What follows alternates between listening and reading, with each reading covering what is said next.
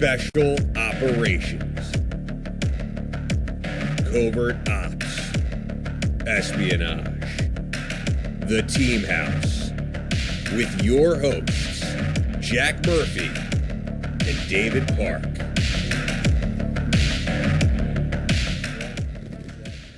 Hi, everyone. Welcome to episode 225 of The Team House. I'm Jack Murphy, here with David Park. Dimitri behind there producing, pressing buttons. We don't really know what he does, but he's back there pressing buttons and turning dials. And our guest on tonight's show is Ilana Berry. She's the author of The Peacock The Sparrow. She served as a CIA case officer and now writes espionage fiction. I read this book just a few months back, really loved it, wanted to have her on the show as soon as possible. So we really appreciate you jumping on here with us tonight. Thank you so much for having me. Absolutely. So, we'll start at the beginning like we usually do. We'd love to hear sort of about how you grew up, what your upbringing was like, and sort of how that kind of propelled you towards governmental service. Well, I think I grew up in the Cold War. So, for me, there was always kind of a clear bad guy. And I think that really was part of it. And then I studied abroad in college, and I kind of fell in love with the world beyond and foreign affairs. And so I think that really kind of pushed me toward intelligence.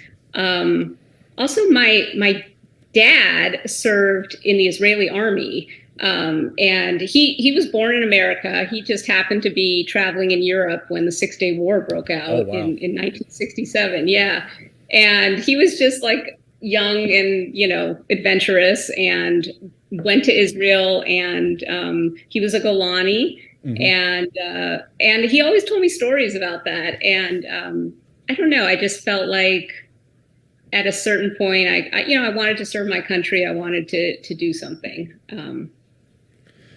So I mean, expand on this a little bit. I mean, you had this sort of father telling you some of these stories about conflict, but then also, you're growing up and getting interested in international affairs. And I mean, you said you studied abroad in college?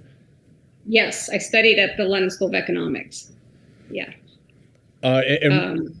What was this like a thought in the back of your mind that maybe you were going to try to parlay this education into the intelligence community, or how did that kind of percolate in the back of your mind? Yeah, I traveled around Europe. I loved it, and then after college, I interned at the Office of Naval Intelligence. You guys are familiar with that? Yeah, and I loved it. And I had applied to law school. And I kind of was like, I don't know if I want to go to law school.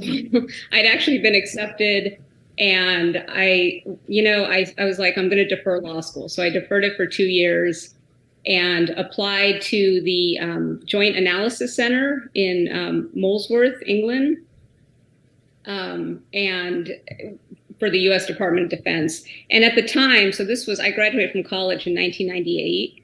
And this was, if you guys remember, the Balkans were the big issue in the 90s.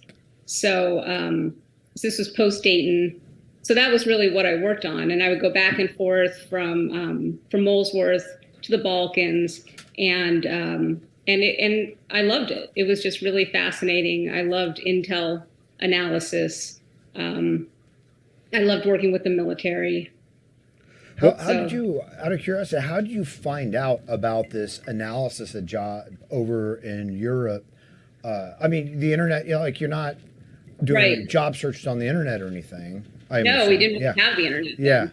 Yeah. No, it was through the Office of Naval Intelligence. And my dad had suggested it. He worked for the government doing various contracts in the national security sector, and he'd heard of Office of Naval Intelligence, and that's where I started. And I analyzed Iran at the Office of Naval Intelligence. But I fell in love with the Balkans too. I thought it was such an interesting conflict. It was so murky, much like the Arab Spring later on. When I was in Bahrain. I found the work fascinating, and I loved sort of being in the thick of foreign affairs. And what was I mean, after doing that through the 1990s, I guess that winds down. I mean, I guess I should probably ask you then, a question that comes up a lot on this show is, where were you on 9/11 and how did that impact your career trajectory? Yeah, so I spent 2 years working as an intel analyst for Department of Defense at Molesworth near Cambridge, England, going back and forth to the Balkans. And then I thought, and that's when I applied to the CIA. I felt like that was kind of like the next logical step, in the sense of I'd worked with the agency in my DoD job. I'd worked with the military, and I felt like I loved being overseas. I wanted to continue to be in intel, so I applied to the CIA. But back then, the time was glacial. The processing time for your application took forever. It took like 2 years. So in that time, I went to law school. I had deferred my entry. So I went to law school at University of Virginia. And then 9/11 happened during my sophomore year. And so I had already applied to the CIA. I was already on track. So I think it cemented, my resolve, my feeling that, because I was like the only one in my class who, everyone else was getting wined and dined by these big law firms. And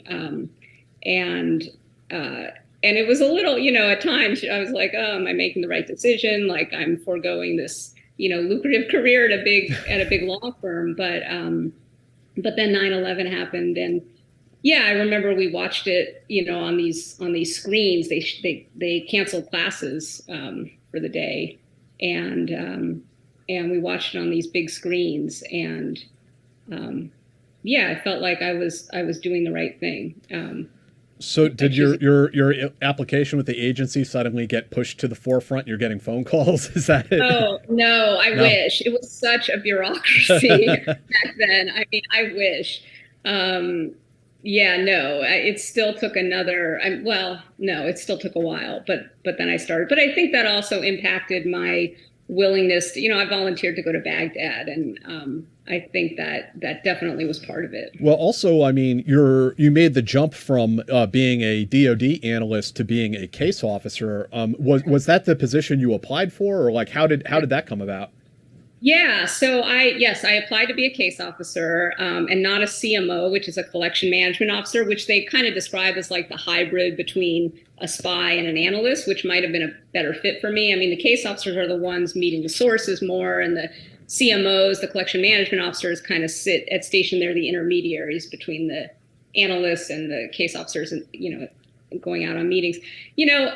I think I thought I wanted to just be in the trenches. I wanted to be at the tip of the spear. I wanted to be where the action was. I loved being in the Balkans. I loved being in Bosnia. I loved, working with the military. I just loved everything about it. Just the immersion of it. And so I think I felt like a case officer's job would be more like that than an analyst job. Mm-hmm. In reality, like what I found out, I think it wasn't such a great fit for me, to be honest. I think, maybe I would have been better off as an analyst. I mean, I really loved my job as an analyst. And a case officer, you use your brain in a different way. You use your brain to think about someone's vulnerabilities, or their weaknesses, or what kind of snacks they like, or like how to run a surveillance detection route, logistics, tradecraft. So I don't think I realized fully what the job was like. Well, how could you either? Yeah. So, I mean, I think it probably wasn't as good a fit as I had hoped it would be. What did you major in college that sort of led to your analysis job and the internship and the analysis job, and then later the agency? Yeah.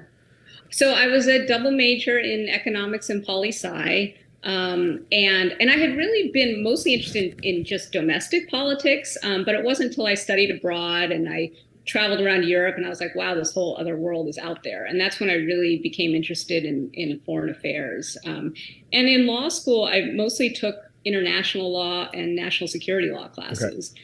So it was very similar. Walking through the process, I mean, what year was it, about what time when you got accepted into the agency to begin training? So 2002 Okay. is when I started. And then, so I did a bunch of training, and then Iraq happened, as you guys know. And and I just graduated from the farm. So I graduated from the farm in May of 2004. And they wanted volunteers to go to Baghdad. I mean, the station hadn't been set up that long. Well, before we breeze through that, I want to hear also a little bit about, like, what did you think of the training at the farm, and now you're learning all this tradecraft. I mean, how did you enjoy it? What was going through your head at this time? Yeah, I did enjoy it, oddly enough. The training was very traditional. It's the same training that I think they've been doing for years, which was, I mean, it's basically two components. You have the kind of psychological training, which is how to develop sources, you know, how to meet them, how to find out their vulnerabilities and their weaknesses, and how to get them to, you know, betray their country and give you information. So that's the one part, is sort of the human component. And the other part is the logistical component, which is the tradecraft, which is like how to run surveillance detection routes and how to get snacks and how to, you know, do covert communications and how to do commo plans, things like that.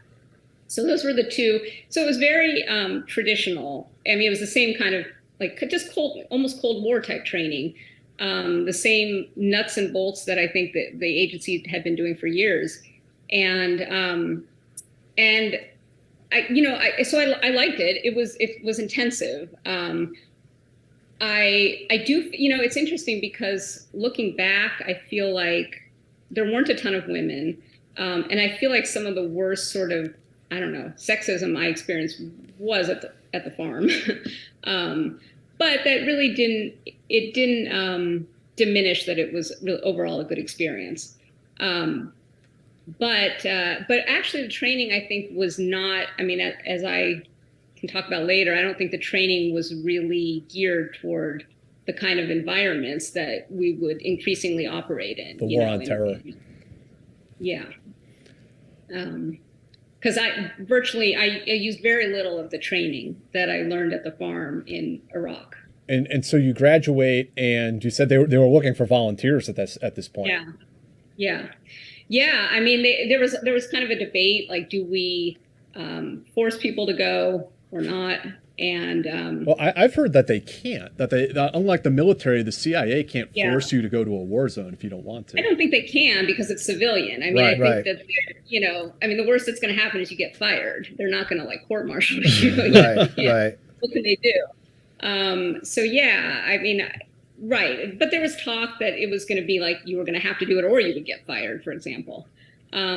So I started off right out of the farm. I had requested and I received Central Europe Division. Mm-hmm. And that was sort of, and because I'd worked in the Balkans, and that was sort of my natural fit. But then Iraq happened, and they needed people, and I volunteered. I thought, you know, better me than like someone with a family. I mean, I don't know, Dave, how did you feel? I mean, you were in Baghdad as well. Yeah, I mean, I wanted to be there, you know, like it's, you know, Jack was there too. Yeah. You know, and yeah, I mean, I wanted to be there. Like everything that I had done in my life up in that point kind of was waiting for that moment, I guess. It was funny. We were talking before the show. We were all in Iraq at the same time. I mean, I was further north in Mosul, but you two guys were in Baghdad in 2005, right? 2004, 2005 for you? Right. Yeah, so November 2004 to November 2005. So almost all of 2005. Right. Yeah. I mean, it seemed like the right thing. You know, Saddam was a horrible person, and his sons were horrible people. Like it seemed, but I think we saw the same thing there, right? That we saw in the Balkans, because you talk about the Balkans with Tito going. Tito was a horrible person, but in a way he was, you know, holding Yugoslavia together. You know? Exactly. Yeah. So same thing. I just thought, you know, this is the moment when my country needs me. I'm just going to volunteer. Mm-hmm. So I went, and I mean, I had to do a bunch of training. but I guess it wasn't that much. Yeah, it was not long after I left the farm. Were they plussing you up on like some weapons training and things like that they before? did. Yeah. Yep. I had a little from DoD, but we had different weapons. When I had to go to the Balkans, we carried a Beretta in the Balkans, and it was a Glock in Baghdad. So yeah. So did you enjoy that portion of the training, the sort of like, I guess, like paramilitary training, like driving around, smashing through barricades and shooting guns and that sort of stuff? Some of it I did. Some of it, they had us go down to a course that was run by a company. I won't say the name, but they were a little bit loosey-goosey with their with their safety, and they really did not like women. I'll be honest about that. I was the only woman in my training group, and there were no women instructors at all. Yeah, so and this wasn't a notorious mercenary firm that worked in Iraq, was it? I'm not gonna say. Yeah. There's a lot of, whenever the CIA is portrayed in the movies, all the agents are also like, CQB experts. As a case officer, if it hadn't been for Baghdad, would that weapons training have been a normal part of your pipeline? No, absolutely not. No.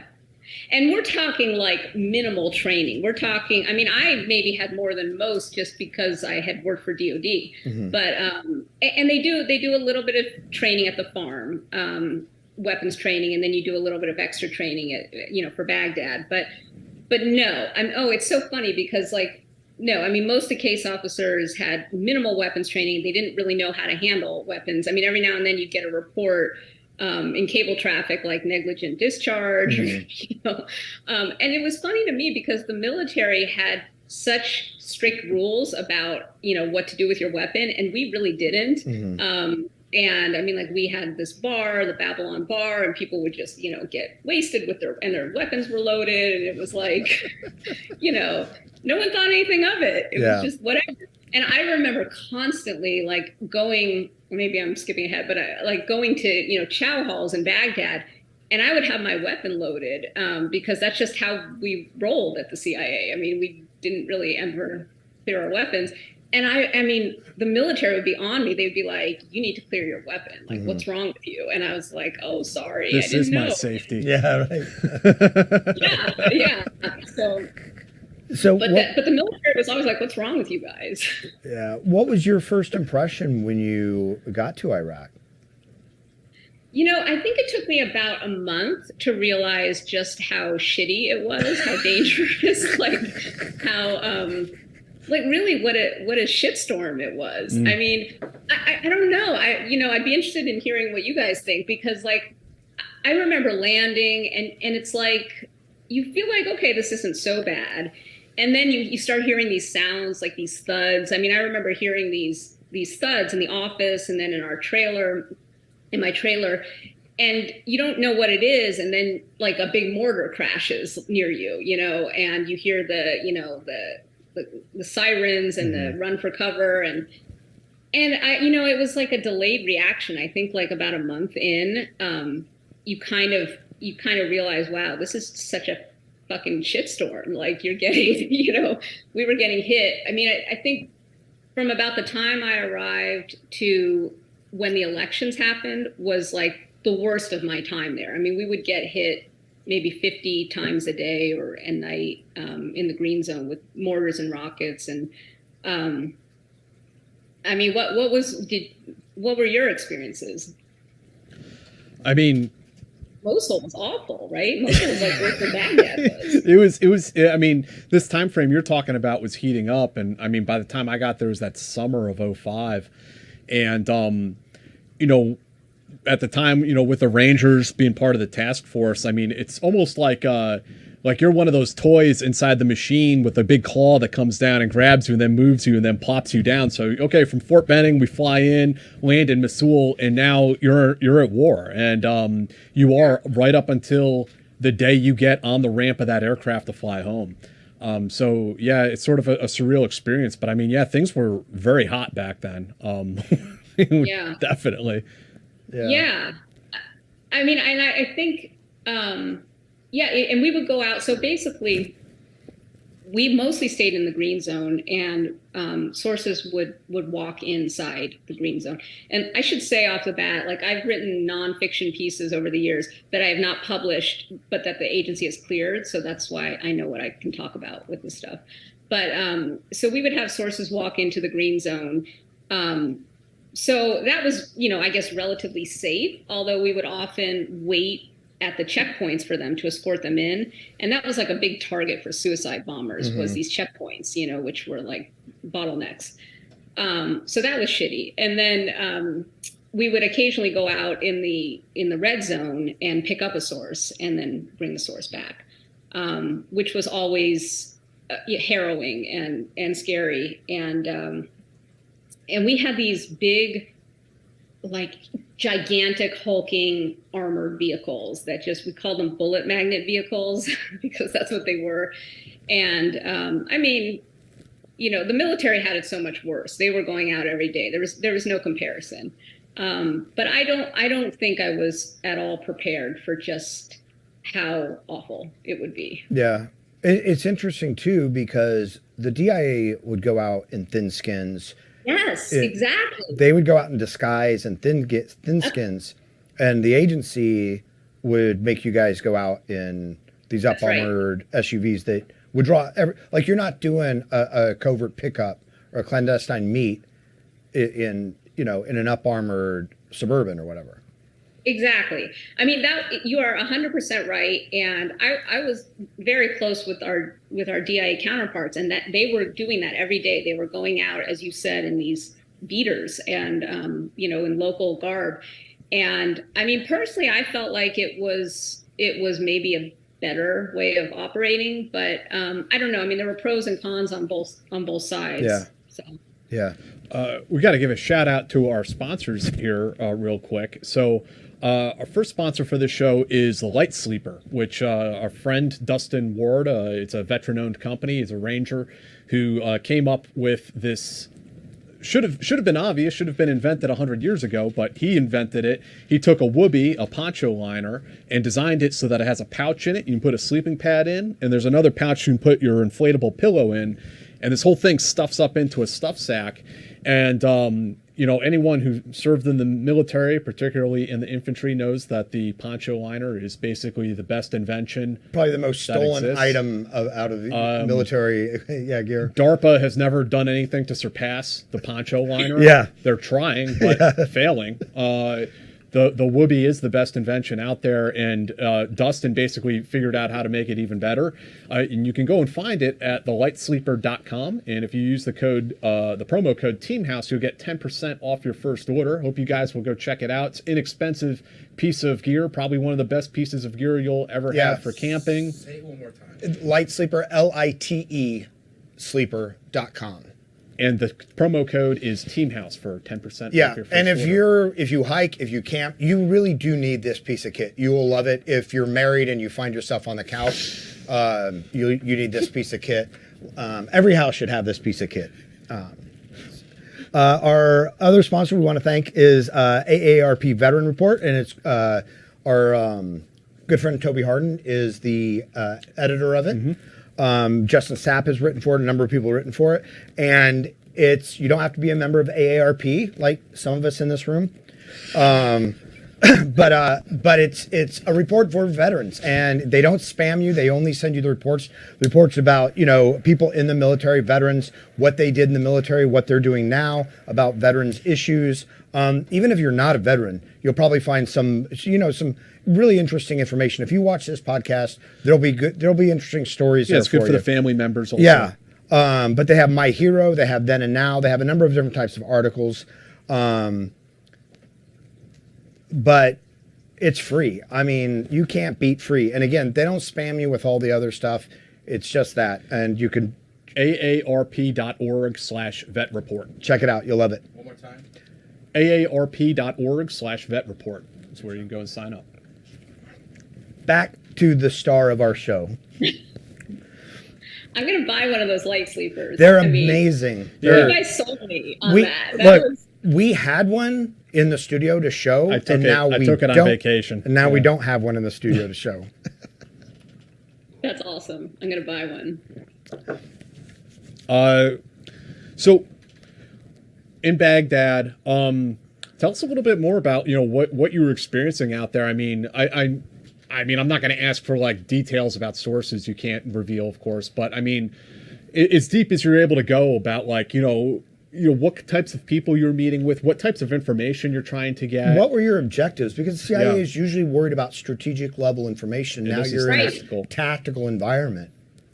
Exactly. I mean, you said it perfectly. It was a little bit of a mess, to be honest. And I don't blame anyone, because I think it was so sudden. We were just thrown into this war all of a sudden. And like I said, the training was not geared toward that. Nothing was geared toward that.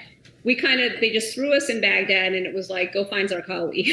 and that was it. And we had no idea. I was in the counterterrorist branch. And yeah, I mean, in theory, we were supposed to be going after Zarqawi and his cadre, dismantling his network. And in reality, we were just, we'd be lucky if we could find information on a roadside bomb. And we, like I said, we almost never went out into the red zone. And we definitely weren't out like, hey, what's happening? Where's the next terrorist?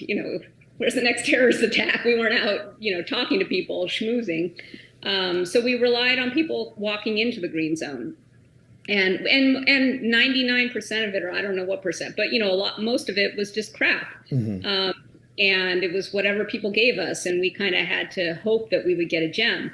And part of the problem was that, the military had the same mission we did, which is different from a peacetime country. Usually the agency has a pretty clearly defined mission. In a war zone, we were kind of stepping on each other's toes. There was no real difference in our mission. And the military was going out a lot more than we were. And they were actually like getting more sources than we were. But we didn't have a clear demarcation of responsibility. So it was sort of, it was just kind of a mess. And for example, we relied on this one tactical human team at one checkpoint in particular. When we would get walk-ins, they would call us, but that was just through their good graces. It was just because we built a relationship with them. They didn't have to give us sources, because they were just as much interested in those sources as we were. Right. Like I said, there was overlap. So. Right. It's interesting because you mentioned the military going out, and when you say the military, I assume you mean like the DIA, like the military intelligence, your counterparts. Right. And not just DIA, but there were other, military intelligence. Right, yes. Right. And was there, what was you said you had a good relationship with them and you worked with them, but what was the organizational relationship like? What did the agency at all kind of come in as like swinging the big stick, like this is ours now? Yes. Yes, 100%. I mean, when I got there, so my background had been working, as a civilian with the military, but I was like overseas. I was one of the only civilians. And I loved working with the military. I loved the culture. I loved everything about it. And I got to Baghdad in the middle of a war zone, and like the CIA was not talking to the military at all. They would not give them the time of day. They wouldn't share information. And they were like angry because the military wasn't talking to them. And I was like, this is ridiculous. Like, you're in a war zone. Like, the military runs the show. You've got to play with the military. This is, you got to share information. So I reached out. It was, I think I'm trying to remember. It was the 3rd Brigade combat team or the 4th Brigade. They switched while I was there. It was first the 3rd and then the 4th Brigade combat team, or I might have it reversed. But they were stationed at Prosperity in the Green Zone, and they were the ones going like out on patrols, and we weren't even talking to them. We didn't even know who they were. So I said, I guess I just I was like, I'll be the one to do it. So I went over there and introduced myself, built a relationship with them, and I was kind of a liaison. So So, so we were able to build a better relationship with the military. I don't think it changed significantly the fact that we still weren't really coming close to Zarqawi. I mean, there were so many other factors. Like I said, we weren't going out. We just weren't even close. We weren't getting the kind of sources we needed.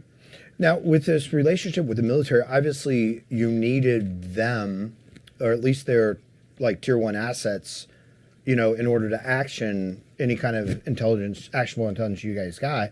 How was that relationship for you guys? So, well, first of all, we didn't really have that much actionable intelligence.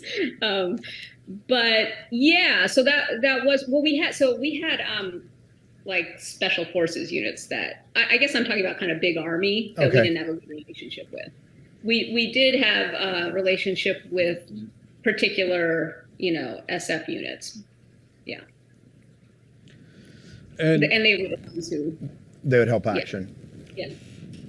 Could you tell us about what it was like a little bit more, like when you did have to go outside the wire on some of those, rolling meets and things like that, what that was like for you? Yeah, I mean, it was, God, it's so hazy to me, but, it was nerve-wracking. I don't know, I felt like we were in this big bullet magnet, like it was just luck whether, someone was going to shoot at us or bomb us. And I remember one time we had a checkpoint out like in downtown Baghdad, and just some random, it wasn't an official checkpoint, it was just some random dude with a gun. Mm-hmm. It's like you get that in every war zone, and it's like, what the fuck, like you don't know who they are, they're just gonna... It turned out it was a Kurdish checkpoint actually, but I just remember that being like, oh my God, I'm gonna die. And so I don't know, I was scared a lot of the time. I mean, I was. It was harrowing. Yeah. Did you? What was your impression of like the GRS guys you worked with? I mean, we know some of them. They're solid dudes. That the ones we know. I thought they were great. I mean, I love those guys. I mean, I felt like my life was in their hands, and they kept us safe. Yeah. I mean, they were just awesome. I mean, they were risking their lives more than anyone, because they would take all the case officers out all the time, so they were awesome. I mean, yeah. And as time's going on through 2004 into 2005, are you seeing the situation in Baghdad kind of like deteriorate more and more? Yeah, so it deteriorated pretty steadily up until the elections, which I believe were in January 2005. And so you guys were there, I think, during the elections. I wasn't. Well. I think I was. I'm trying to remember. Yeah. Well, I mean, we all thought the shit was going to hit the fan on election day. I mean, it had just gotten so violent and so bad, and we thought every polling location was going to get blown to bits. Like, we thought this was going to be the biggest disaster in history. And it was, I still remember, I mean, that day it was miraculous. Like, it was so peaceful. I mean, and it was more peaceful than our own elections here. I mean, it was like, it was incredible. I mean, there was like, I don't know, maybe 2 people killed that day. I don't remember what it was, but it ran so smoothly, and people were lined up outside the polling centers to vote. And I remember so I was like calling my sources saying, what's going on? Give me the sit rep. And one of my sources was so jubilant, and he was like, oh my God, people would wait in line for hours because that's how important the right to vote was. Like, even though they could be blown up by suicide bombers just waiting in line, they did it anyway. And my source, I remember, was like, yeah, people are waiting in line, but people brought chocolate, and they're all sharing chocolate with each other. And I just remember, like, it was one of the best feelings I had when I was there. It was like, oh my God, like this is the real deal. This could really be happening. And so I remember that day just being jubilant and a day full of hope. And then what's kind of sad, I think, is that, in the months after, there was sort of this power vacuum. And I do feel like, all the the ruling authorities kind of squandered the opportunity, because I think, that was the time when the country had kind of united, and violence subsided noticeably. It was like that was the most resounding blow to terrorism that I witnessed while I was there. It was not any strike or, military attack. It was those elections. And it was really powerful. And I thought maybe this is the start of something, but it was like weird, nothing really happened in the ensuing months, to build a functional government. And then eventually it kind of lapsed back into chaos again. Mm-hmm. Do you guys have thoughts on that?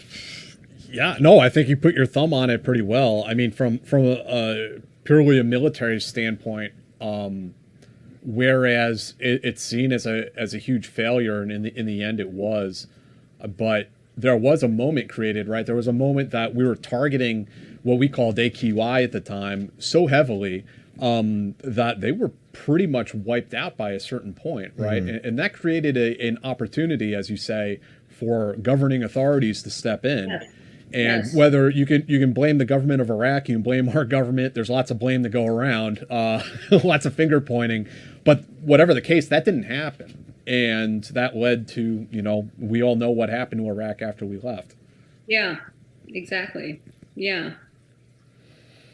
So your tour in Iraq starts winding down. How long were you over there for? A year. A full year. Yeah.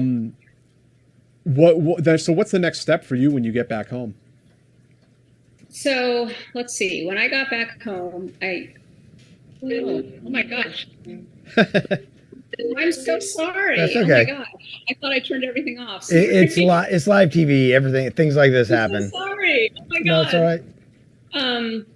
So I think I took like a month off, and I think for sure I had PTSD, although I didn't recognize it at the time. And I remember, oddly enough, looking it up online at the time, like, what's the definition of PTSD? And I remember the definition was you have to have witnessed a very specific traumatic event. Right. And I was like, oh, I'm good to go. Like I didn't watch someone get blown to bits in front of me, Right. so I'm good to go.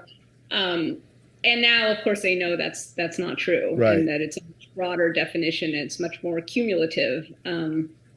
So, I mean, well, I don't know about you guys, but I like, for me, coming back was hard. It was like the obvious stuff, like loud noises, and like I remember gym weights dropping on the floor, like when the ground would shake. I mean, that would send me into a panic, and in traffic jams, like you want to have an egress. You don't want to, or crowds.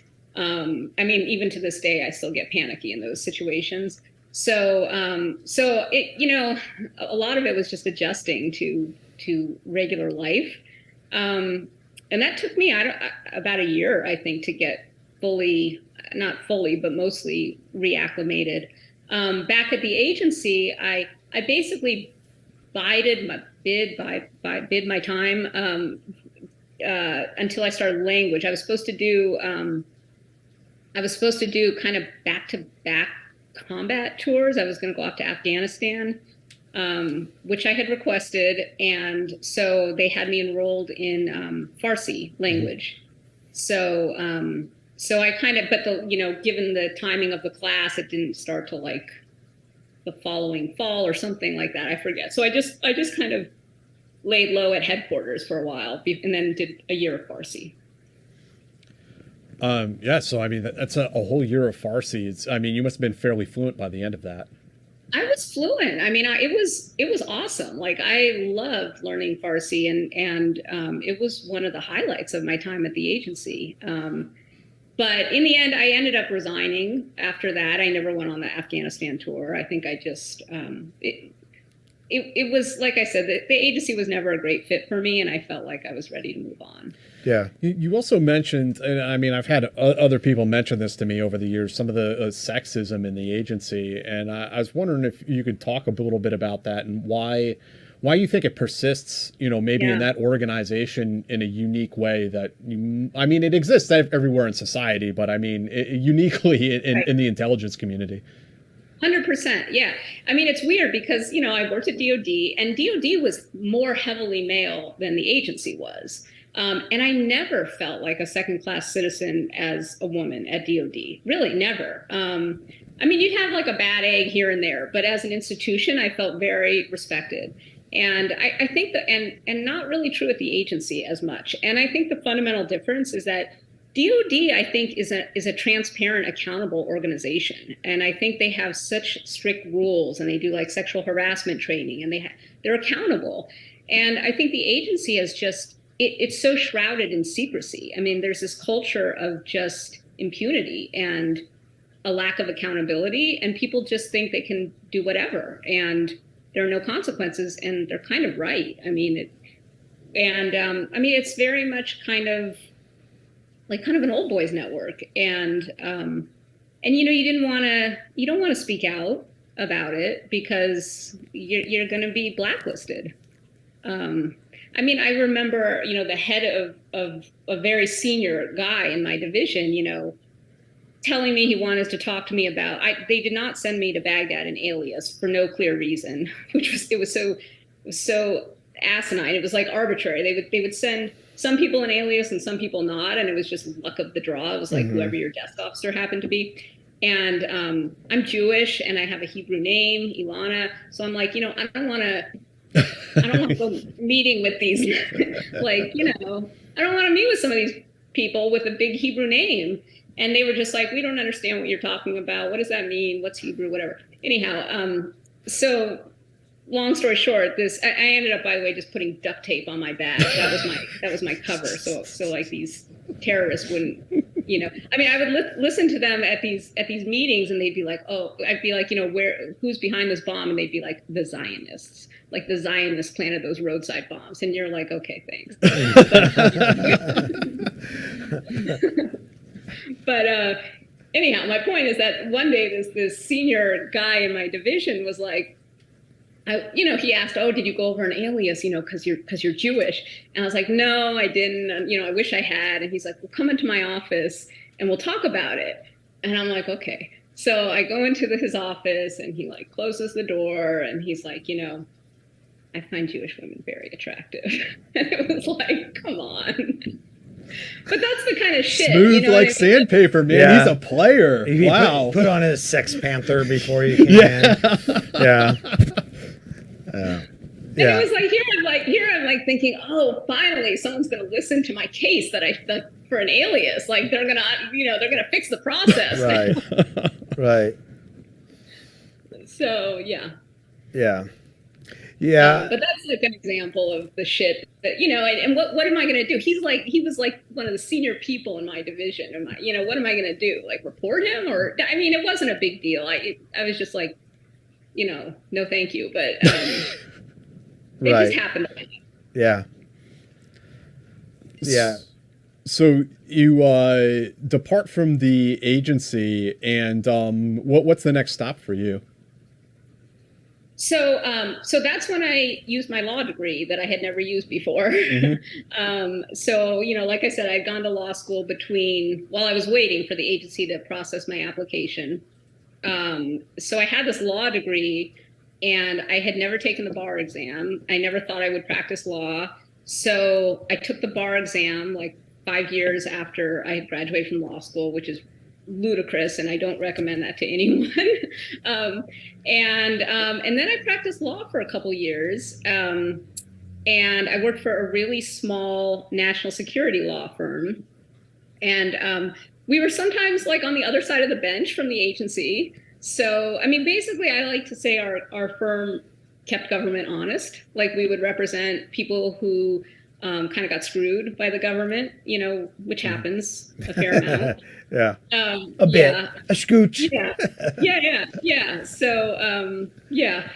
So, people who had clearance issues or whatever, had some grievance against the government. So I did that for a couple years, and in that time, then I got married, and then I had my son, and then I was just like, and then I just stopped and was a mom for a while.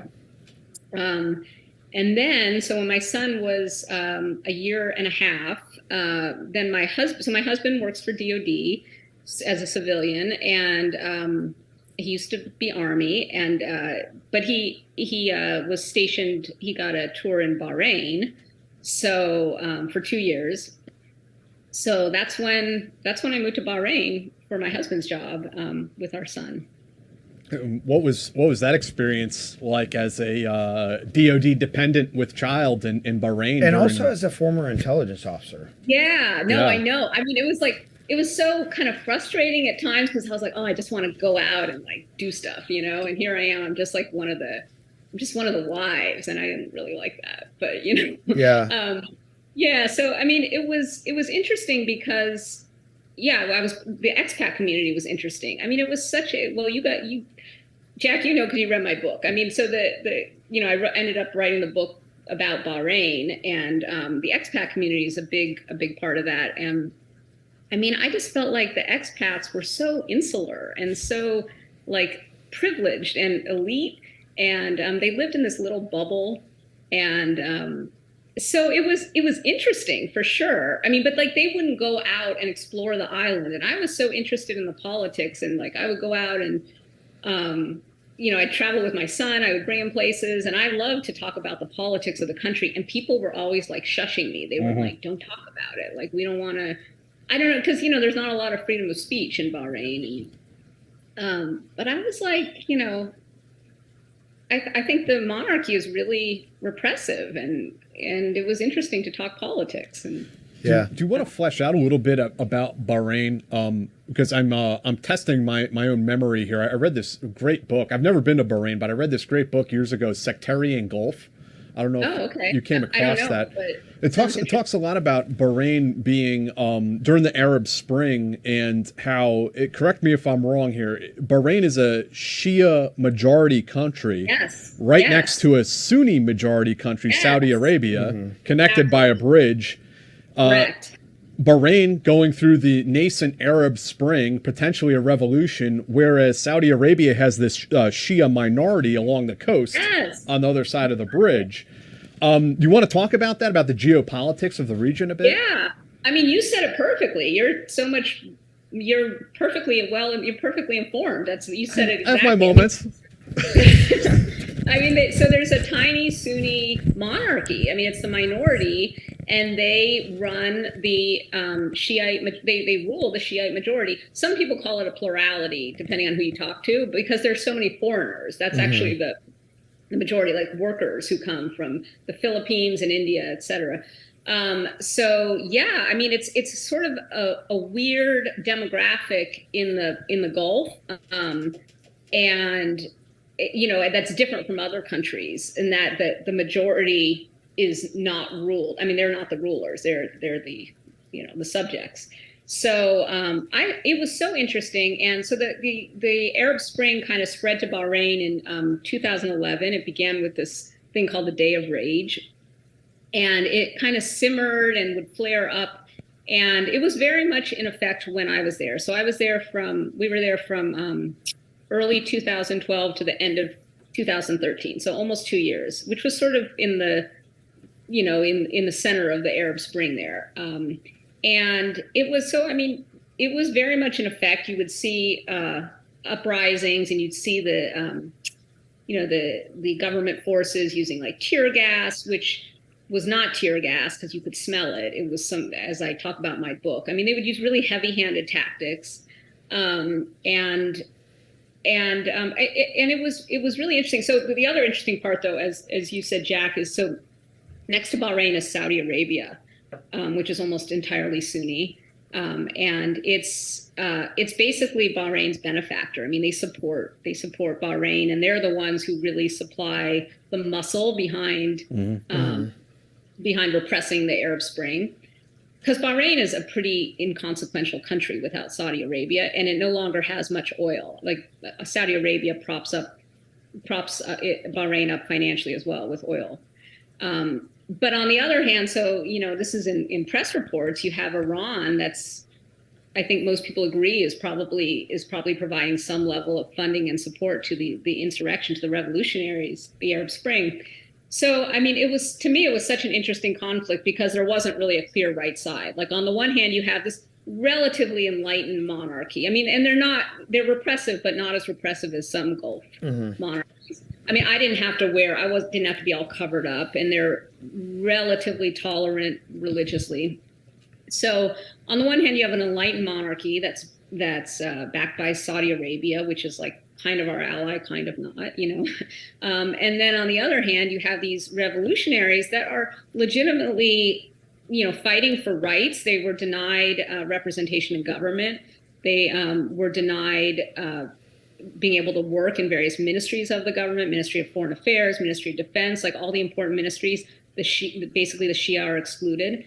So you have this like legitimate movement, but then it's kind of being funded by Iran, which, does not have good motives and wants to take over the Gulf. Right. And basically, it's like a Cold War. It's like a proxy war. Yeah. That people don't realize is going on. And it's amazing that for being a proxy war between, essentially like Salafist and Shia, these two very opposed competing interests, that Bahrain is generally a peaceful, like it's a very advanced, like technologically, architectural, like things like that. Like they still somehow get by through this. Yeah, I mean, despite like the simmering conflict. Yeah, that we don't have another like Lebanon, right? We don't have another like Beirut or something like that. You're right. I mean, it never really. I mean, the Arab Spring never really found its feet in Bahrain. Well, the Saudis also sent the National Guard over to squash it, didn't they? Yes. Yeah. Yes.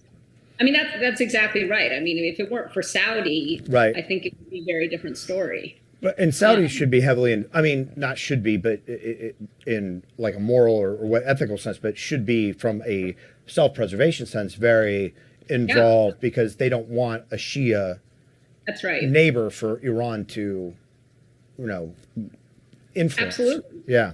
Absolutely. And also they have their own sort of pocket of revolutionaries, as Jack was saying, and they don't want it to spread to their country. Yeah. Right. And then the other missing part of this, of course, is the American presence on Bahrain. Right.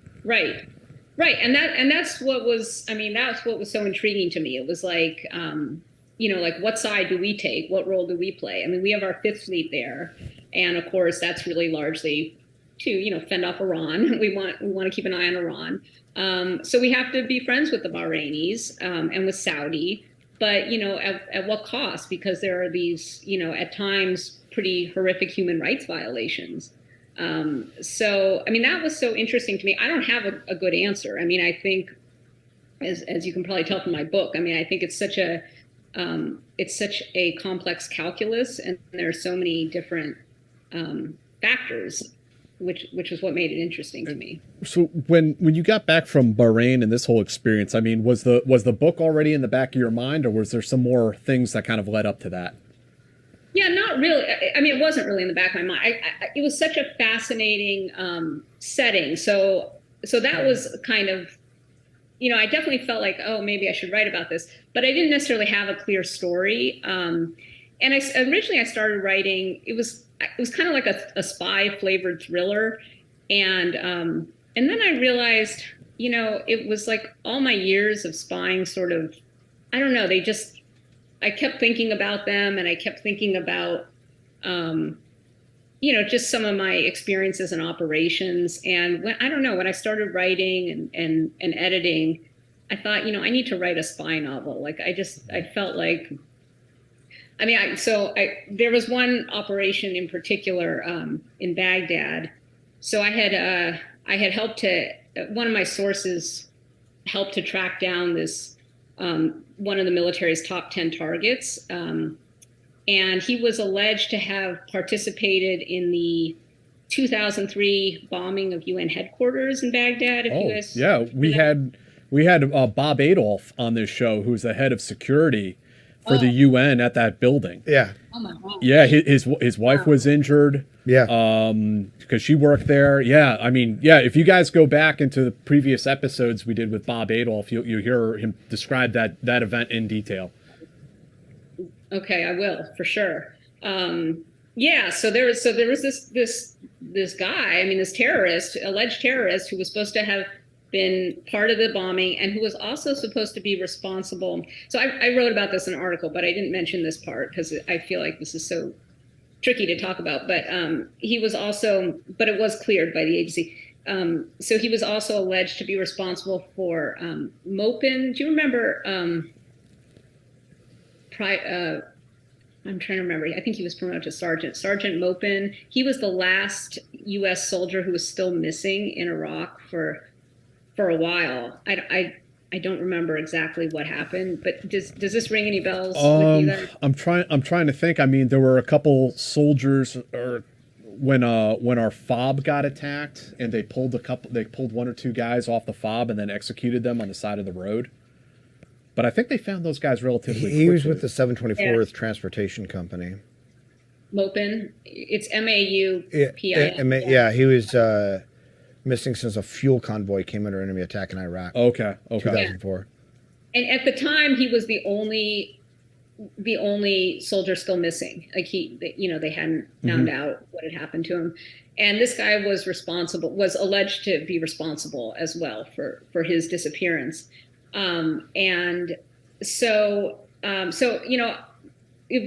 of through luck, my informant was able to track down this alleged terrorist, and we brought him in and we questioned him. And at the end, he didn't admit anything. And then at the end of the interview, we detained him. We put him in a helicopter and sent him off to a detention facility.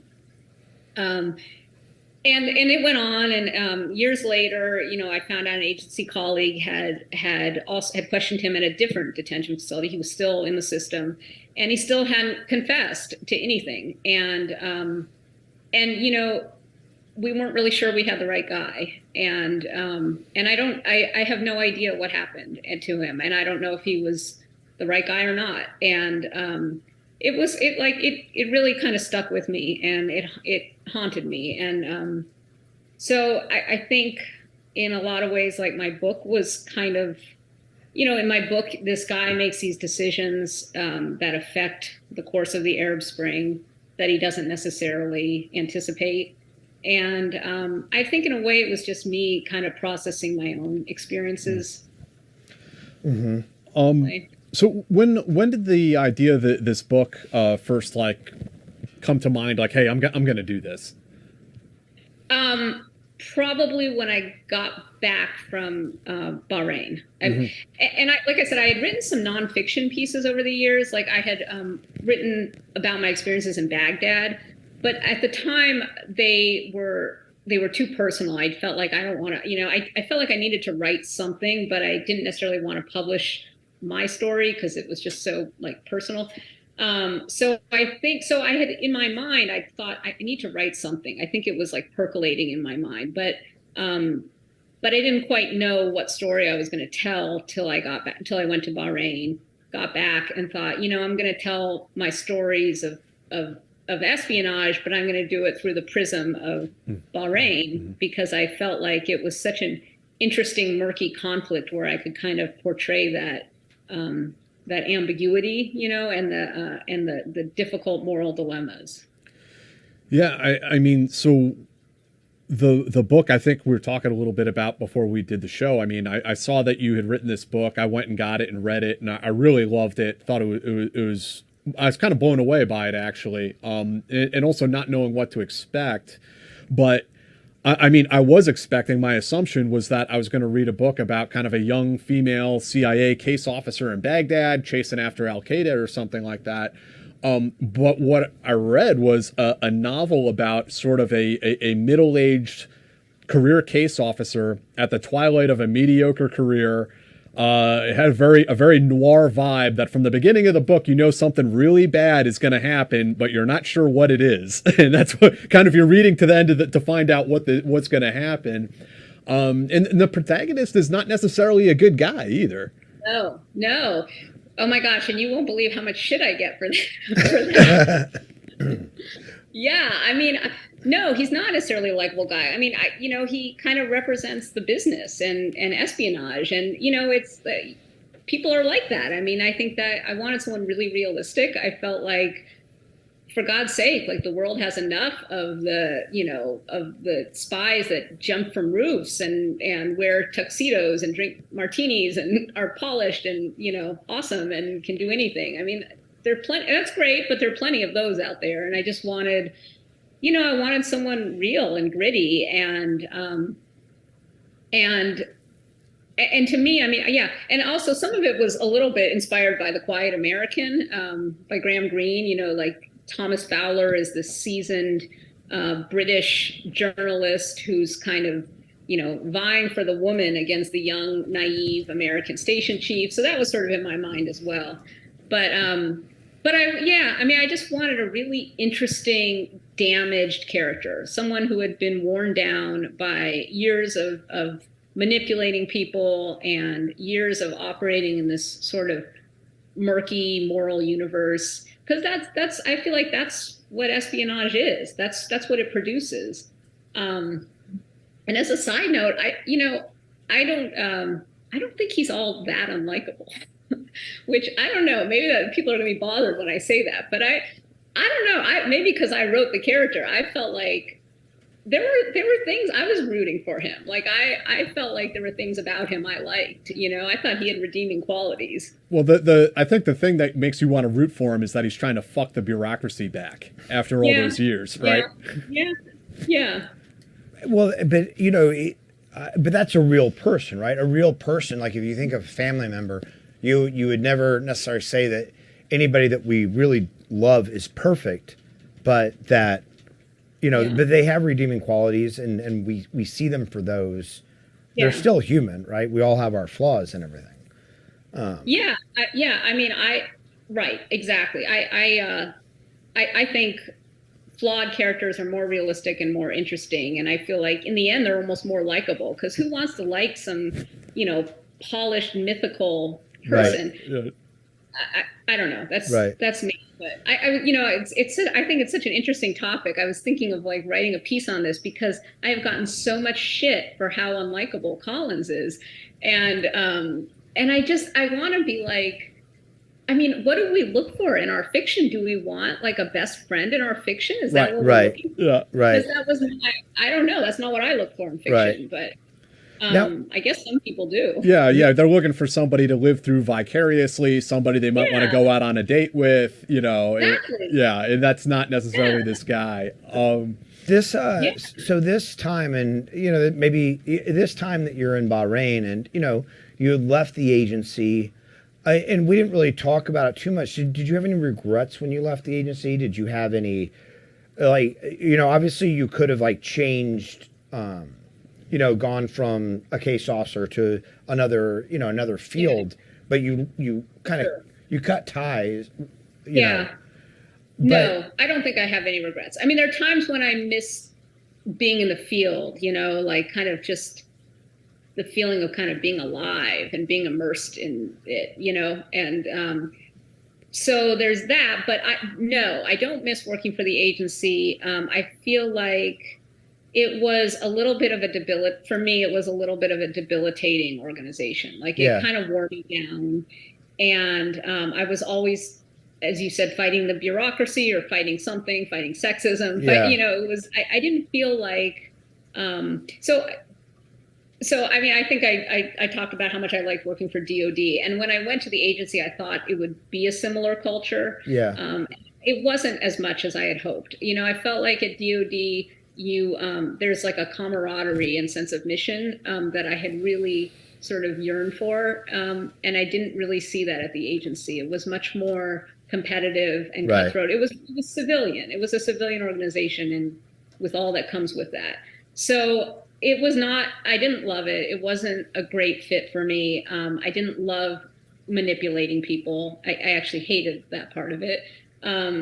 That was none of it was a good fit for me. And I don't think it would have been good with a family. It would have been hard on my family and my son. So no, I don't regret. And I also don't regret, I don't miss the paranoia and the insularity of that place. Yeah. I mean, I feel like you're always, oh my God, like you're the looming polygraph, and you accidentally carried a pen out of the building, and holy shit, you're going to have to like confess on your next poly. And, I mean, it's like this constant feeling like they're watching you and you can't fuck up or anything. Yeah. There's a without giving away too much of the plot, there's an aspect of your book where the protagonist wants to date this woman, and this scenario plays out that I don't think is necessarily uncommon at the CIA. Is she's a foreign national, he's an American CIA officer. Yeah. They do a background check on her, like, nope, not her. You can't. Right. So they can actually tell you, like, no, you're not allowed to have, what's the term they use? Persistent contact. Close and continuing contact. Yes. Yeah. 100%. And in fact, I mean, it's much worse than my book portrayed it. I mean, I had a friend who was denied the right to, she was going to marry an American, a British, I won't get into the details. She was going to marry an allied journalist, a journalist from an allied country. And even that, they wouldn't let her do. She ended up having to resign just because at the time there was so much paranoia about journalists. And yeah, and I'm trying to think, because he ultimately became a U.S. citizen. He might have even been a U.S. citizen at the time, but it was just, no, I guess he couldn't have been. But it was so paranoid. Like there were no other issues other than that he was a journalist. Mm-hmm. And yeah. I mean, it's actually kind of wild that they can deny based on something like that. I mean, you're saying that's a national security threat, like this guy is like on par with a Ruski spy, Right. Well, that's the weird like paranoid kind of distortion you get. I think after years at the agency, it's like everyone could be an enemy. Right. I mean, I remember like I had a friend who I had met studying abroad who was Israeli, and we really weren't close and continuing friends, but just to be safe, I was like, well, I'll just report her just to get her approved and everything. And I mentioned in my, form, I was like, or I mentioned to our CI guy, oh, well, she contacted, or I said something like, she was living in England at the time. I was like, do I still have to report her? And he's like, I said, she's living in England. He's like, well, that's what you think. She could be from next door.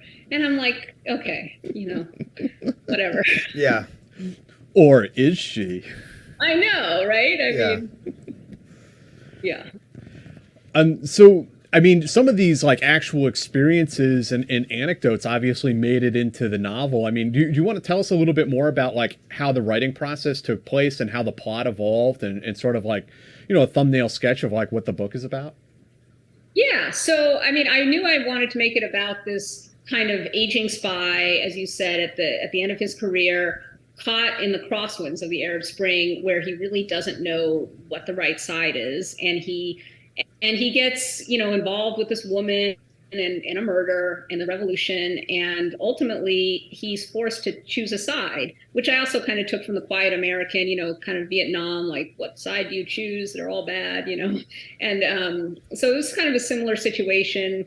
It's like he's forced to choose a side. Is it the right one? What are the consequences going to be? And as you know, the consequences are not really what he expected.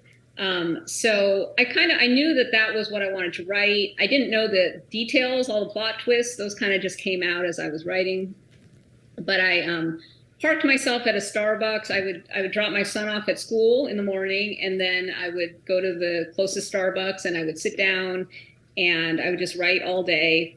And because of the agency's publication review requirements, I'm really fastidious about complying with the agency's rules. Not all authors are, but I'm really quite good about it. So you're not supposed to show it to anyone until you've had it approved, which means you can't show it to an editor, you can't show it to an agent. I couldn't show it to my husband, who he has now a clearance and I don't, but somehow I can't show my work to him, So that's fine. So I did it for it took 5 years. I just sat there 3 years writing, 2 years editing. And the whole time I'm thinking this could be the biggest piece of shit ever. And I've just wasted 5 fucking years of my life, writing this, If they shut it down.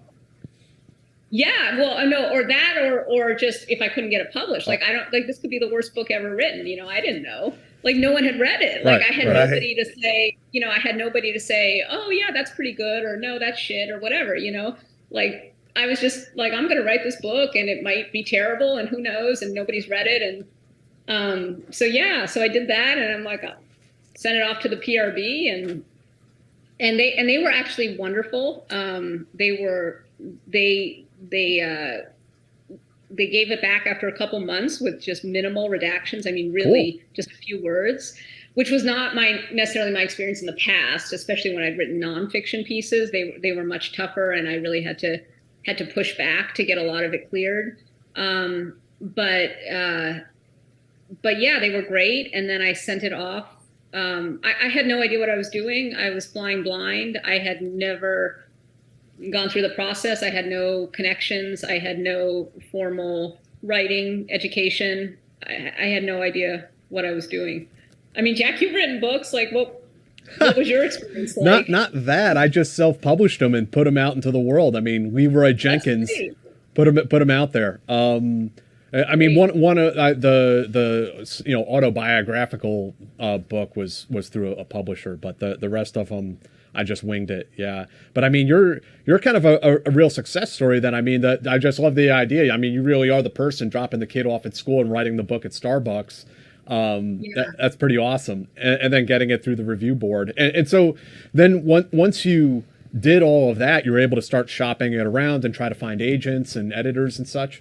Yes, exactly. Yeah. Once they gave the approval, then, I mean, I barely showed it to anyone. I was like my husband, I mean, after it was approved, like my husband, my dad, and like Ian Caldwell, who, has the blurb on my book, Ian Caldwell, who, he was the only other one, like just the three of them I sent it to. And then I didn't realize at the time how like audacious that was and how crazy it was to just send it out there and cold pitch these agents, just like I was, back in my spy days. I was like, what do you think of me? Like, let's make a deal. And I had no idea how ridiculous that was. And I kind of like used my spy skills because I would research agents because I would look at like who they represented, what authors, and be like, oh, I think he would like my book. I kind of tried to use my spy skills. So I sent it out, and I was really lucky. Like I got multiple offers from different agents. So and it just went from there. And once you had gone through that, because you had already put it through the PRB, then obviously, since you're a former intelligence officer and you're talking to these agents, are they happy that you've already like put it through the PRB and they don't have to deal with that process?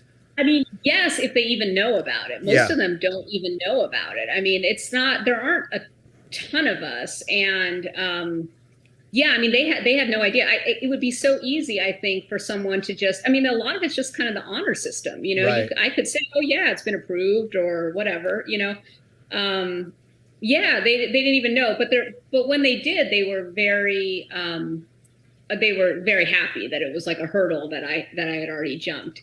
And I think they were also surprised because those authors that do have to go through the process, like me, I think it's rare that someone, I think it's a little rare that someone's as kind of, I'm kind of neurotic about it. Like I don't know that most authors, I think, they have a co-author or they show it to an editor, and it's probably not a big deal. But I was like, no, I'm going by the book. Yeah. And then does the PRB require that you put something in the front of your book or something like that? So they used to, and that says, the CIA doesn't endorse it or whatever, but we've approved it. And they no longer do, because I had added that because they had required it for previous pieces. And then they were like, no, we're no longer doing that, so take it out. But I think they might still require it for nonfiction. Right. I mean, it makes sense to not require it for fiction, because basically at that point you're saying that this person, we're not admitting that they had anything to do with CIA, but we've looked at their book and it's okay. Right. Exactly. Yeah. Yeah. Exactly. Yeah. Yeah. Yeah, the PRB is kind of an interesting beast, just from people I've talked to over the years. I mean, some people breeze right through it, no problem. Yeah. I remember I talked to one guy who wrote about his experiences. I'm not going to give any identifying information. I'm just going to say he wrote about his experiences for a book, and the PRB said no. And he's like, "What do you mean no?" And they're like, "You can't publish a word of this, not even the title." Right. It's like, what? Right. Yeah. No, I know. I mean, it's so arbitrary, and everyone, and the pendulum kind of shifts. Like sometimes the PRB is lenient, sometimes they're not. I mean, when I first was submitting my work about Baghdad, I mean, they would redact the shit out of that. Like, they redacted my height and weight in the very first draft I sent them, and I'm like, check out my driver's license. Right. Like, tell the DMV that it's classified. Like, come on. Right. I mean, they redact ridiculous things. Like, the sky was Yeah, black that day, yeah.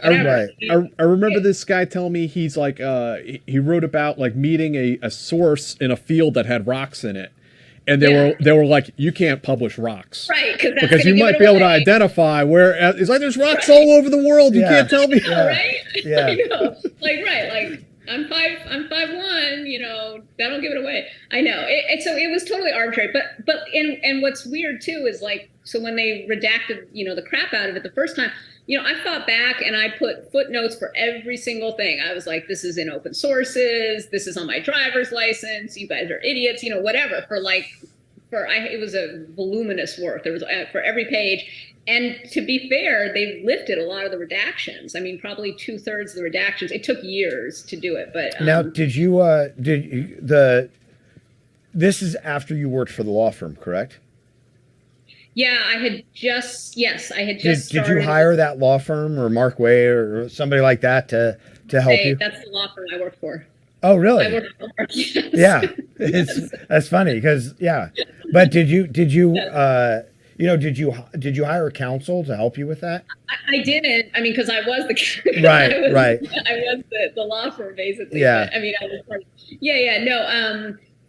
No, a lot of people do. And I think the fact that I worked for that firm helped, it helped me understand the issues. And I think they knew that there was a possibility that potentially we could sue them if they were too heavy-handed. Mm-hmm. But I didn't feel the need to take those steps. I mean, that's pretty drastic and it takes a long time and it can be expensive. But no, I mean, at the end of the day, I just was very methodical in saying, this is really not appropriate to redact. And eventually they listened to reason. That's good. And that was like 20 years ago we're talking, or maybe not that long, but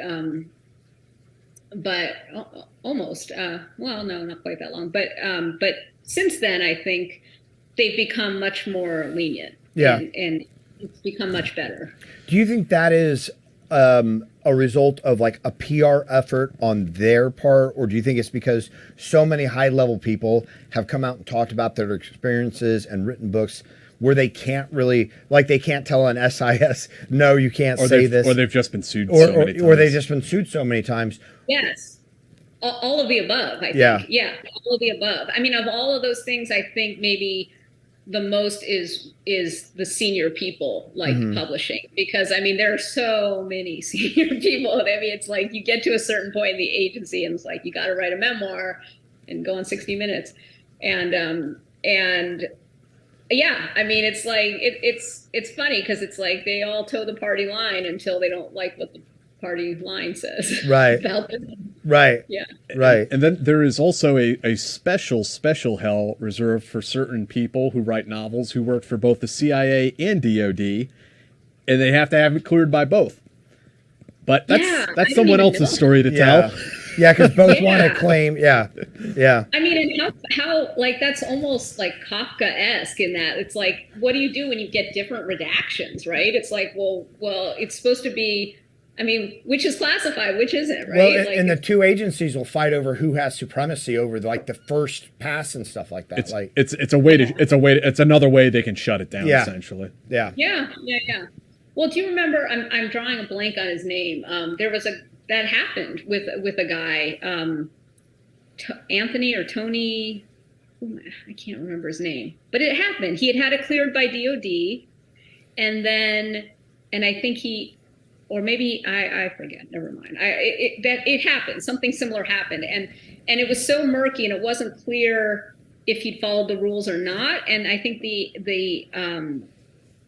government ended up buying all the copies because they didn't want it out in the world, and it became like a bestseller because they bought it. That's amazing. Well, there was another guy who was a knock that wrote a book that I don't think went through review, and they ended up yanking it off the market. Yes, it was Ishmael Jones. Exactly. Yeah. Yes, that was the one. Yep. That wasn't the one I was thinking of, but that's another good example. Yeah. So the redactions for the Peacock and the Sparrow were pretty light, you said. Minimal. Yeah. You get that through. And since publishing the book, I mean, you talked a little bit about it, but what has the reception been to the novel so far, either from general public or from former colleagues? I think the best reception I've gotten has been from people inside the Intel community. I mean, I think it really resonates with them. I mean, I've been so pleasantly surprised because it's not the most favorable. It doesn't portray the Intel community in the most favorable light, but I've gotten great feedback that it just really resonates with them, and living overseas as well. And I think people either love my book or hate it, to be honest. I think, I mean, there are people I think who totally get it, and like you. And then I think there are people who really are looking for a different kind of spy novel, like a spy novel that they can live vicariously, it's sexy and they're jumping off roofs and stuff like that. And that there are gunfights and car chases on every page. And I think a lot of people yearn for that. Or kind of a cozy spy novel type. So, I'm not going to please those people.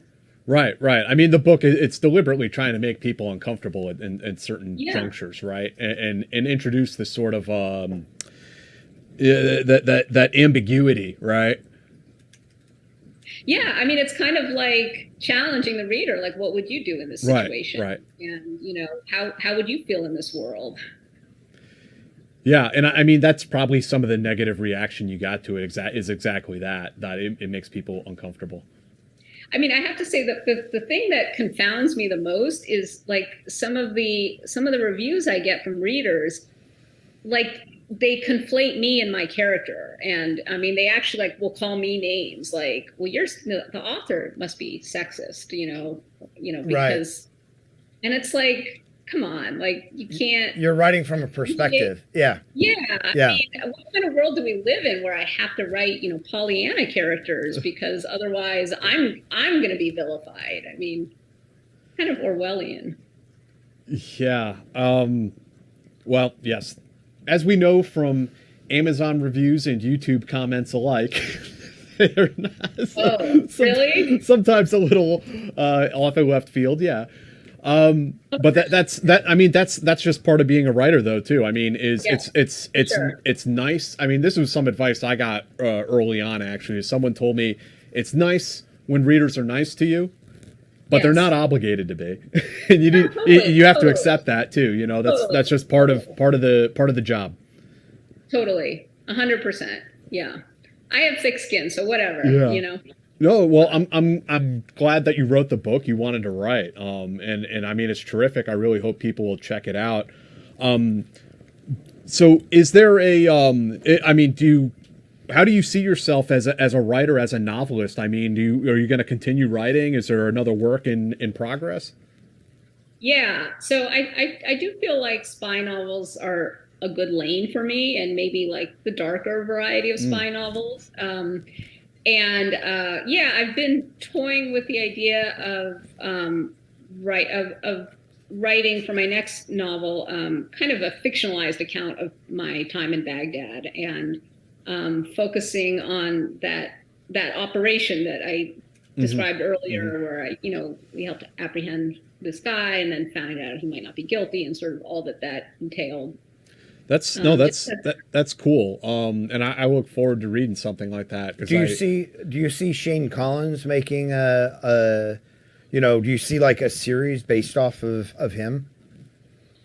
think so. I mean, I kind of envisioned it as a standalone just because it's kind of this guy making a last attempt to make, it's a last attempt to make something of his life. And I don't want to give it away, but it ends how it ends. And I don't really see something following that. I haven't read it, so if he dies at the end, that was a stupid question. But there's always the prequels. Someone else said that, but it doesn't mean he died. But. Yeah.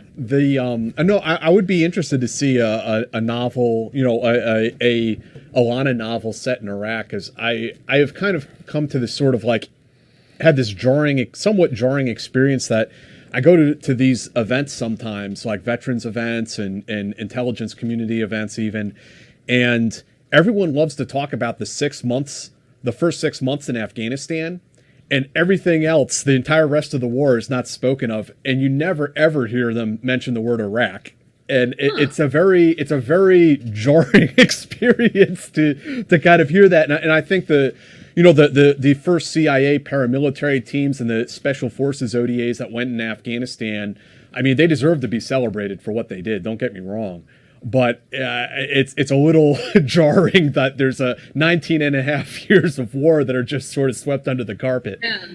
Yeah, that's so interesting. I didn't know that. I mean, this is anecdotal. And I'm not saying they're all like that by any means. It's just a personal observation. So no, that's good. So what do you think of the idea? You like the idea? Yeah, I love the idea, and I mean, I think that there needs to be a bit more exploration of that. And I mean, this is sort of the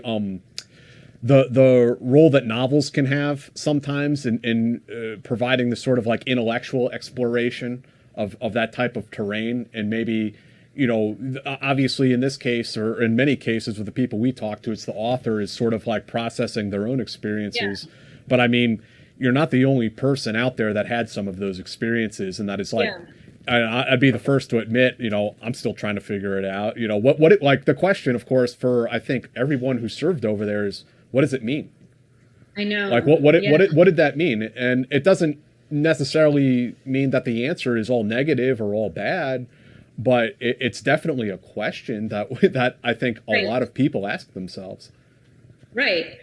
I mean, I feel like it's such an experience that stays with you for. I mean. Yeah. How could it not? Yeah. I mean, do you guys feel like it still stayed with you? Yeah, in a lot of ways. I mean, I don't have the same sort of existential. Obviously, it's very frustrating, and it's very frustrating. Like Iraq was very frustrating, just the way Bremer. Like going into it, like disbanding a 400,000 person army, you're like, well, that's dumb. Like, why would anybody in their right mind ever think? And the debathification and all of that. And then obviously, in Afghanistan and even Iraq, like are dealing with Sadr, like he's our enemy, he's our friend, he's our enemy, he's our friend, things like that. Like, Iran is the primary enemy here. Oh, there are no Iranians in Iraq. Like, leave it alone. Like, that whole thing was all very frustrating. And then in Afghanistan, obviously, the policies back and forth, and not just between the different presidents, even under the same president, there'd be different engagement policies and different, things like that. But I was fortunate enough to have been working with Indige the whole time. So for me, we were there with somebody else's dreams, and what's frustrating for me is how that it all ended, and that those dreams weren't realized, but not the actual moment to moment. We're side by side, but with these men with families who are trying to save their country from something worse. So that kind of existential angst isn't there. Just we fucked up and did what America has been doing since Vietnam, and let people high and dry. Mm-hmm. And we never had a plan. Like, you can't win. It's like a football game. Like you don't know if there are no goalposts, if you don't know what a score is, if you don't know like what the end tally is and how long it's going to last. Like, there's no metric for winning. You have to have 100%. Goals. And we never had goals or an idea of what winning looked like in either one of those wars. 100%. So You're right. Yeah. Well said. So it's fertile terrain to explore. Yeah. Yeah. I just have to get writing. Well, we look forward to it. There's a lot and to chew on there. Yeah. You know, yeah, we look forward to it, and we definitely. Do we have questions? We for do have Ilana? some questions. Let's see here.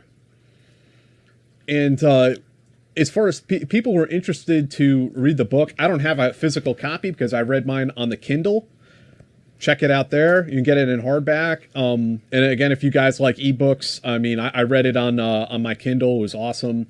And there'll be a link right down in the description for people who want to go pick it up.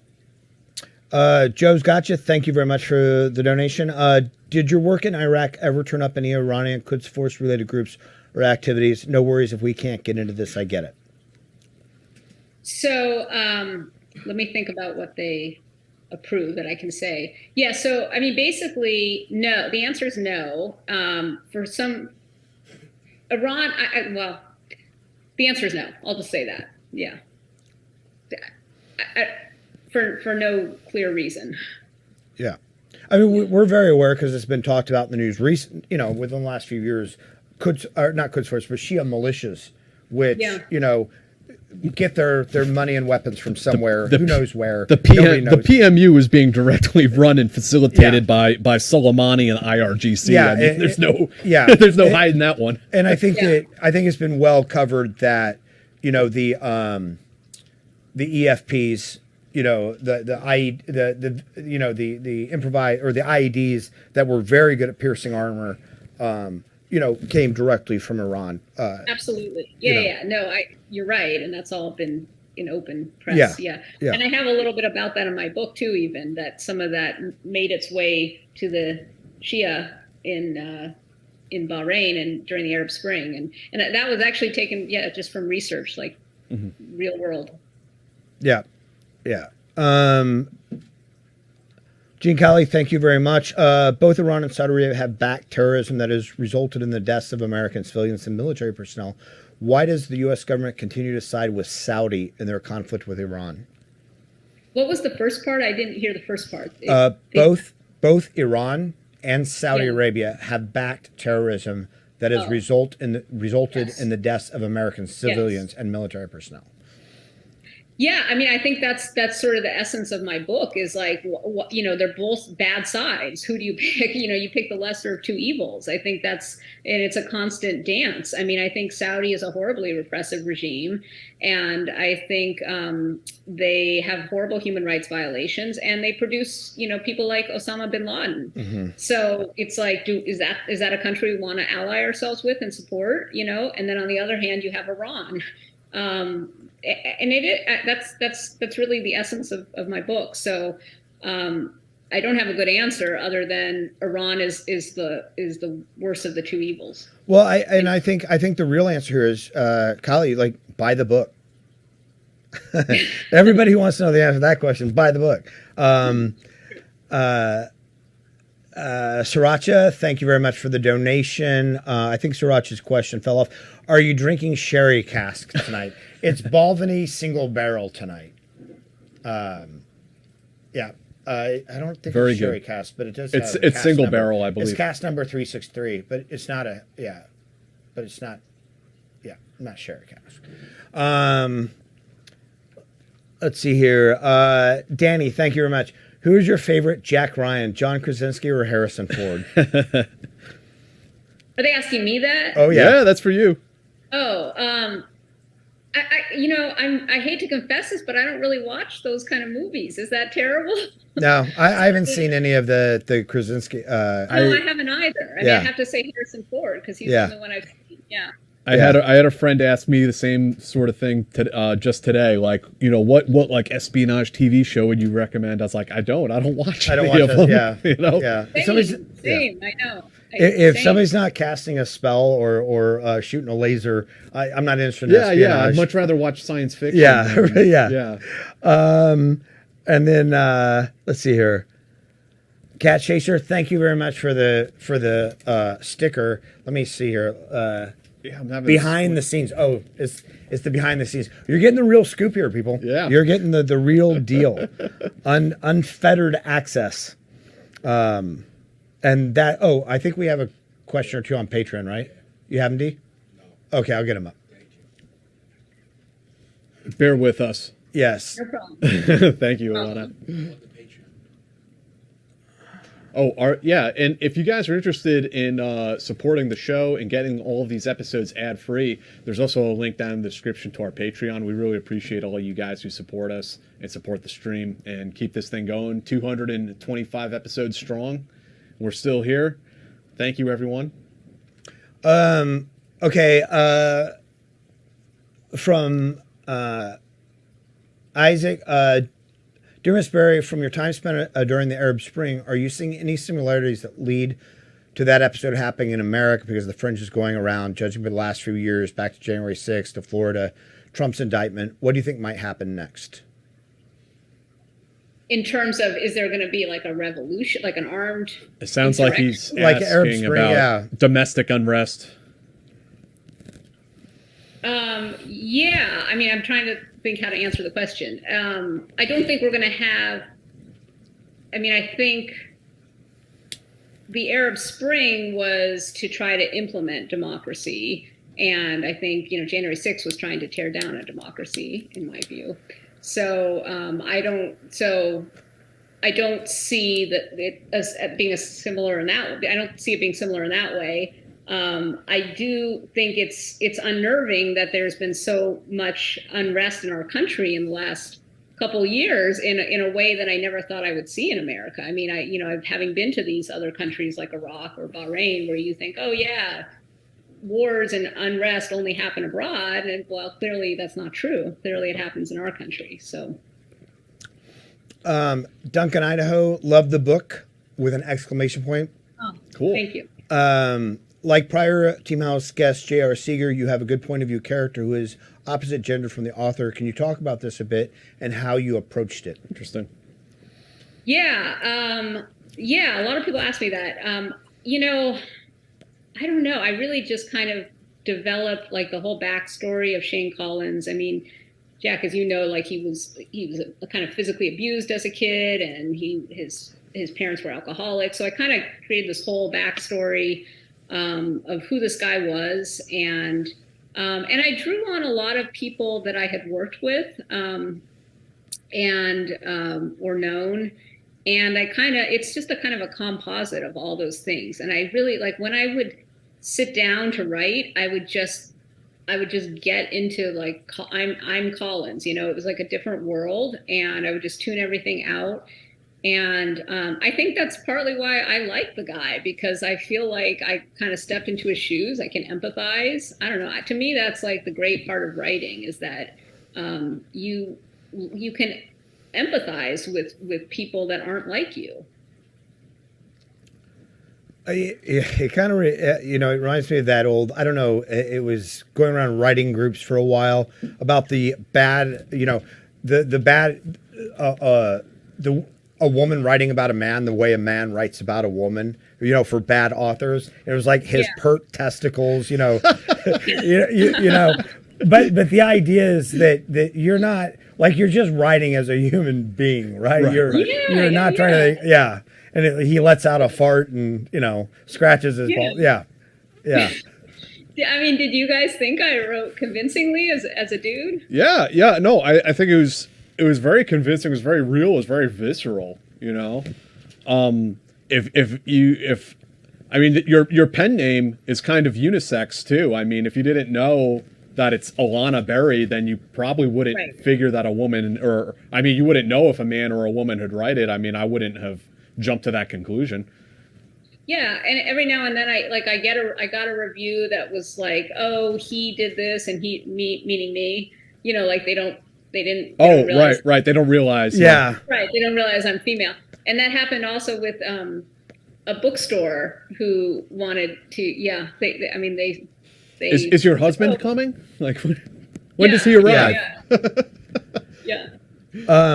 Bill Gage. Hey, Bill. We love you, man. Bill Gage, former guest. I keep asking if Jack is going to bring back the black turtleneck he used to wear on early episodes of Mac Bullen Style. What does Ilana think of author Bernard Lewis and his book, What Went Wrong? I know the book isn't widely appreciated by Arab scholars. It's viewed as an anti-Arab by some. Keep it up. Good work. Love the show. I have to confess, I read part of it years ago, and I don't think I finished it, and I don't remember it, so I can't answer that. Okay. I'm sorry. JJ, thank you. Can you please ask about the work-life balance of the CIA? Does she routinely work more than 40-hour weeks? Yeah, I mean, and my experience, I mean, headquarters was fine. You worked, the hours were fine at headquarters, but like in Baghdad and I think probably other places overseas, I mean, Baghdad was insane. I mean, you guys know we worked 7 days a week. I don't know, 15, 18-hour days. I mean, it was ridiculous. And I mean, that's the fastest way to burn someone out and make them completely ineffective, I think. I mean, it was just... And it's not like there's not like there's a whole lot else to do there either. No, if there you're was not nothing else to do. Working, yeah. Except for Yeah. the Babylon Bar sounds like the Star Wars cantina. Yeah. Yes. That was it. That was, I mean, that was all there was to do. It was the Babylon Bar, but you didn't even really you couldn't even really take a day in your pod, just because it was sort of taboo, you just were always supposed to be working, but it wore on you. So no, I mean, it's very hard, I think, to balance, family and work. And, when I was there, they tell you right at the orientation, it's like an 80% divorce rate in the Directorate of Operations. So it's tough on families. So where are you at today? What else is going on? I mean, aside from, novel number 2 percolating in your mind, is there anything else going on that people should know about? No, not really. I mean, it's just that's it. I'm working on book number 2 and not really making much progress at the moment. But no, I have a 13-year-old son, and he's my life, and the book comes second, and that's about it. Awesome. Is there anything else that you want to plug or get out there as we wrap up tonight? No, buy my book. Check out the book, folks. Again, the link's down in the description. I really hope you guys will check it out. I really enjoyed it. And hey, look, on the upside, when you get book number 2 out, we will have you back on the show. There's a little bit of, I hope that the Team House bump, I hope that's a little bit of added motivation. Yeah, and if there's anything we can do to help you, let us know. We're happy to. Yeah. You guys are so awesome. Honestly, I'm really honored to be on your show. I mean, this was just a highlight for me. Oh, I'm so happy to hear that. And we've I think when we had Doug Wise on the show, he said something. He said something about how this is sort of a nonpartisan platform for people to talk about their military service or their time in the intelligence community, and there aren't very many of those out there. It was something he said, and that kind of stuck with me. That it's that's a really good thing. I appreciate the compliment, and we'll try to keep that going. Yeah, definitely.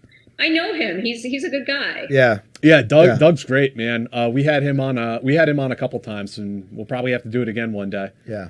He was COS of Baghdad right after you left? It must have been after I left. Yeah. Yeah.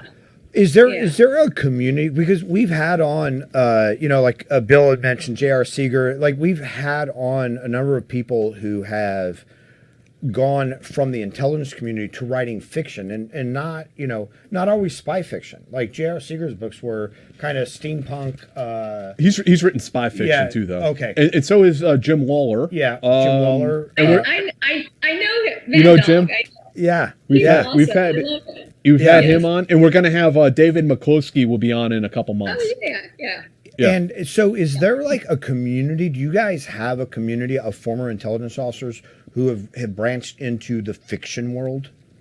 So what's weird is that when I left the agency, it was like a clean break. I mean, you kind of realize when you're out, you're out. A lot of people, you're no longer an insider, and understandably, Sure. you don't have the clearances and everything.